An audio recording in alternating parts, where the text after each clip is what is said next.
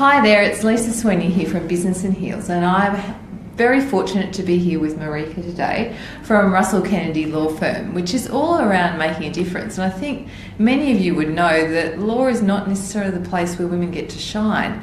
And Marika is lucky enough to have made partner, but she has a very special role to play in this particular organisation. So by day, she's often doing litigation in a man's world, and the other half of the time she's actually heads up or the convener of the Women's Networking Group, and she's done some amazing stuff. So first of all, tell us a little bit about Russell Kennedy and how making a difference really comes to life in this organisation.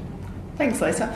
Well, for a mid-tier law firm operating in a capital city, it's actually a nice opportunity to work with different sectors. So we're a full-service law firm, but a strong part of our practice is actually working with government clients and individuals and not-for-profits.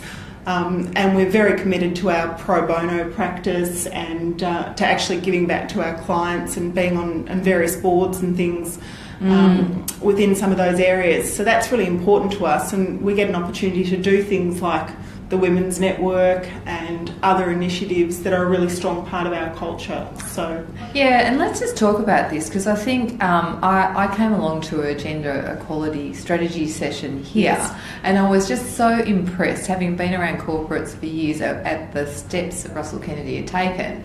So tell us a little bit about how the Women's Network came to be and what you do with it, because it's really fascinating. Yeah, it was really interesting when we started. I was saying to Lisa earlier, when we started, we had all of these grand plans and ideas about 6 years ago about what we might want to achieve, and everyone was really passionate and engaged. And it took us some time to really find our feet as to what, specifically we were going to focus on each year, and what things that we wanted to change, and who we wanted to engage with in the community, and who, which women we wanted to be part of our network. And it's really just grown from there over the years. Yeah, so tell us about, so they came in with blue sky thinking, right? Yes, I can do, absolutely. We can do anything, right? However, the first big event you did, the first big event was probably a launch cocktail event. Yeah. And so for the first couple of years, we followed that traditional formula of having external inspirational guest speakers. We'd talk a bit about what was going on for the women in our organisation, but it was very law firm, inspirational speaker. It took us a while to really sort of find our own message about what we wanted to do. And then we found that we had all of these women coming out from different clients and different groups and wanting to get together and to talk about everything from working flexibly to how we get more women in leadership to what it's really like trying to juggle it all and how you make it work, and to actually have some sort of honest discussions. You can't have it all. But to actually have some honest discussions about that, and to provide environments where we could connect women who wouldn't necessarily come across each other, but they had a lot of the same stories and they were grappling with a lot of the same issues. And some of them were in organisations or industries which were really unrepresentative of women. So they came into this space and were just so engaged and wanting to meet other women that they could connect with because they didn't have that opportunity. So it's been really interesting for us to provide that space for them. Yeah, fantastic. And tell the guys a bit about the event you're most proud of, or the one that was most fun. Yes. Look, I think the one that we've been most proud of was our fundraisers. So 3 years ago, we decided that we could host this fundraiser. Because we all know that's really easy. It's really easy, and there aren't professionals that do this all the time, and we can do anything. So, but it was really interesting because we had lots of people within the firm want to get involved, and lots of people within the network want to get involved. So we started off hosting a fundraiser for the Breast Cancer Network of Australia, and then we held the inaugural fundraiser for the Luke Batty Foundation, and another one focusing on family violence for Our Watch. So that was really exciting, and they were really high-profile, energetic events that we actually raised a lot of money for some really worthwhile causes, and had an opportunity to have some important discussions that you don't necessarily traditionally focus on within a law firm. So you were telling me the Luke Batty one was before Rosie even won the Australian Year. Yes. we'd been working with her on a pro bono basis to set up the foundation. So she was our keynote speaker, and then she was announced as Australian of the Year. So that was lovely to be able to support her and to see her through, you know, a very difficult part in her life and how she took on the foundation and went on to do all sorts of other things. Yeah, I heard her speak, quite recently, and she's amazing. Yes. Yeah, they're very impressive. So you can see Russell Kennedy's doing all this cool stuff around women, but that they haven't stopped there, and this is the next piece that I think is really great, is that they've now roped the men in. That's true. So you've now just recently launched the Male Champions of Change. So tell us a bit, how does that work, and, you know, how does it really help women, or is it, you know, it's not just, you know, being like a Band-Aid solution. It's like it really has some... It does have some merit. Yeah. We spent a lot of time thinking about it because there's a fine line between having all women's events and those unique environments and opportunities, but at the same time having men in the room to actually engage in those important discussions. Yep. So we tried to find, like a lot of organisations, a way to integrate them, and then these Male Champions of Change groups were launched, and we thought that we would like to get men within our firm to make some pledges towards gender equality and what they would do for various initiatives in their teams and in their lives. And so we've launched that this year. So the pledges are a little bit like KPIs, right? They are, and they're really diverse. So they're everything from, you know, trying to call out everyday sexism to some of our more senior representatives have taken panel pledges. So if they're hosting events or they're speaking on panels, they want to make sure there's gender equality. And it's really, you know, it's taken on a life of its own.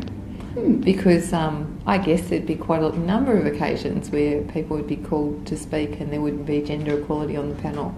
Yes, and it actually, having them sign up to those pledges gives you an easy way to have those conversations. So I was able to ring up one of our Male Champions of Change the other night and say, you're introducing a panel which has 3 men on it. You can't introduce that panel. You've given a panel pledge. You need to find a woman. And he said, right, I'm onto it. And off he went and found a woman. And so it actually gives you an easy way to start having those conversations and also to actually start getting people to think about and change their behaviour. That's great. And so, you know, that could be applied in so many different places and parts. And I think that's, you know, that in part was why I thought it was worth discussing this today, because, you know, how many opportunities, and it's great for women's networks to grow women, and women should be supporting women because, you know, otherwise we're not going to get there. But we also need the other half of the population to support us too. Yes. And it's interesting, when the men came along to the Male Champions of Change launch, a lot of them asked about, how do I engage with the women in our organisation? How do we promote them? There were lots of questions about, you know, we don't want to just put women up for promotions if they don't feel that they're ready, and how do we support them to take that next step? So they actually had some, it was nice to get that different perspective, and they were all really engaged. Yeah, how interesting. Yeah, it's fabulous. Yeah, so, you know, if you guys have got any thoughts about, you know, how this could happen in your workplace or with other people you know, or whether, you know, various business meetings and get-togethers, you know, it makes it really interesting, because if we could push for equality every time we get to, you know, not to ridiculous levels, but, you know, so if there's a whole male team, for instance, and I guess maybe some of them are. Some of them are. What sort of KPIs do they have then? Well, they're looking at, I mean, there's all sorts of rules around, you know, who you can and can't hire and things like that, and, you know, blind recruitments. But what we're doing is looking to change the gender balance in those teams, and we looked at the pipeline of talent. So who's actually coming up through the ranks, who's going to sit in what spots, what does that look like going forward? And then what is it that those women actually want to do with their careers? Like, they don't necessarily all want to be partners. They won't all necessarily become the future leaders of the firm, but those that want to make sure there's enough of them and they've got the skills and the opportunities to do that. So, and that's been good in order to give an opportunity for younger women in the firm to have a look at and have some control over, this is what my career path might look like. Exactly. And that people are actually having these discussions with me, even though I've only been practicing for less than 5 years. We're taking your leadership journey and your career journey seriously. Yeah, which is fabulous. Yeah. And so if you had blue sky thinking for Russell Kennedy in the next 3 to 5 years, what do you think might happen? Blue sky thinking, I'd like us to continue to increase the numbers of senior women within the firm, and also, like a lot of organisations, to retain women in that sort of middle bracket. So we've got a really good senior representation, we've got terrific junior representation, but a lot of organisations, they lose that middle bracket of women who are trying to juggle families and other commitments and opt out of the profession. So to keep them engaged and to construct a system of work for them that actually means that they can manage all of their commitments in and outside of work, and structure it in a way that's flexible and meets their requirements. That's what I'd like to see us doing. Yeah, well, I think given where you've started from, let's stay tuned and see where you go, and maybe there'll be some solutions for many other people out there. So hopefully. Thank you very much for coming on and chatting with me today. It's been really interesting.